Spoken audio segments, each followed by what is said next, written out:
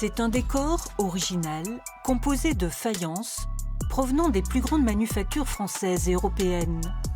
Des centaines d'assiettes et de carreaux colorés ornent cette demeure à Bias, en Lot-et-Garonne. L'œuvre de son propriétaire, le docteur Louis-Léon de Brondeau, qui un beau jour de 1888 décida d'exposer sa collection.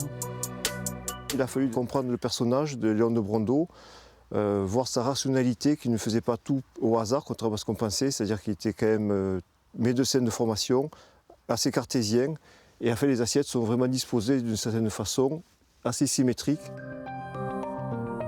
Il était franc-maçon, on retrouve des assiettes qui représentent les symboles maçonniques. Il partait faire des cures thermales dans les Pyrénées, on retrouve des assiettes souvenirs des Pyrénées.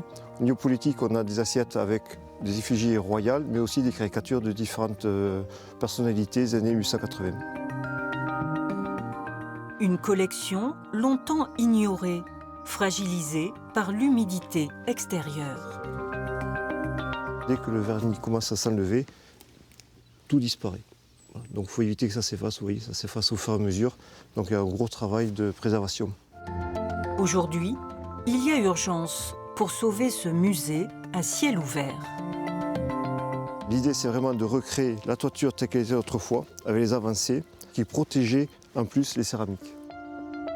Lauréat du loto du patrimoine, le site a reçu une dotation de 300 000 €.